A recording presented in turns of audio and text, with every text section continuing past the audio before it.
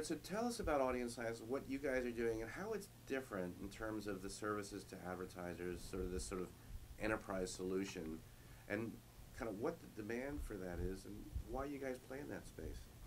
Sure. I mean, I think the main differentiating factor about our solution, it comes down to really the pricing model, in the sense that this is a SaaS platform. It's not, a CPM-driven model, and so, we are able to have very transparent relationships with advertisers. They know exactly where their dollars are going, and I think that a lot of concern with advertisers and buying in the digital media space today is that there's so many intermediaries who are, very deep in the technology, and from the advertiser's perspective, it's hard for them to really understand what all that means. And if I give you $5, then where is that really going? And so our solution, since we are not driven to make buying decisions for the advertiser that are going to essentially drive up the CPM, because we have a fixed price that's pre-negotiated with them based on what they want to do with our system, that allows us to have a really transparent relationship with that advertiser. And so what our system actually allows the advertiser to do is have a place where they can store all of their data. We were a DMP first as a company. So that was kind of our bread and butter initially. We've been working with advertisers and publishers for a long time, as a DMP technology, and our DMP is compared to other big DMPs in the market. We have dedicated warehouses for our advertisers, and so they can feel really safe and secure that their data is being stored in an environment where it's not being commingled with any external data sets, which is really valuable for enterprise advertisers who have a lot of data. They view that as very valuable proprietary information that they want to be able to leverage and not have their competitors leverage their data sets. And then building out a media buying solution that works in tandem with that DMP. It means that those advertisers are able to execute media buys without that data ever leaving the system where they're storing it. So I think all of those pieces in place creates a solution where advertisers can kind of rest at peace that their data is safe and they are executing a media buy that the price that they're paying, they know exactly what they're getting. And I think that's attractive to advertisers. And on the media side, on the buying side, because you guys are actually facilitating buying, correct? Mm-hmm. Tell us about the media that you're buying, and you're starting to buy video, is that correct? Yeah, we've been buying video for almost, I guess, probably about 2 years now. You can imagine, an advertiser when they first kind of start working with our system. I think that an entry-level test campaign is typically display in the U.S. because there's the most scale here. It's kind of the easiest to execute. I think a lot of the agencies are already used to that workflow, and so that's easy to execute.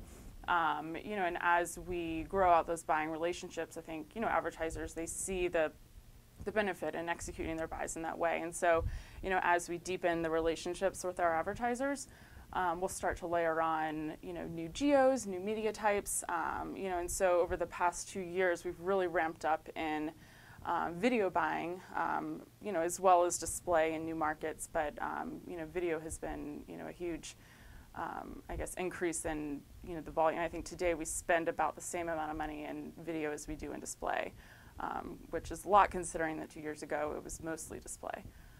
And also over the past, I would say 6-7 months, we've really expanded our mobile buying strategy, and that means getting all of the technical integrations in place so that those buying channels are enabled, and also enabling targeting solutions so that our advertisers can buy users that they care about in the app space in the same way that they do in the desktop space.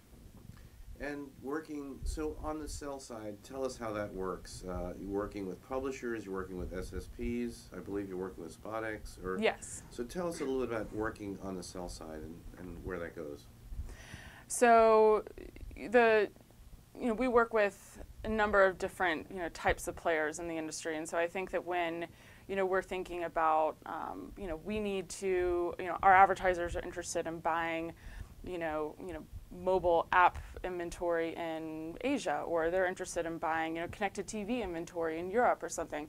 We would go and, my team, kind of what we're responsible for is understanding, okay, well, where are these opportunities in the landscape? And SpotX has been a great partner for us in terms of understanding our needs as a buyer, and working on, I guess increasing the type of supply that we need. And so building out this publisher relationships in Europe, because our advertisers are interested in, moving their programmatic buying, expanding their programmatic buying in that market. And so, a lot of it is, working with existing global partners like SpotX, who we have a really great relationship with. They've been, very, helpful in terms of, growing out the supply that meets our demand.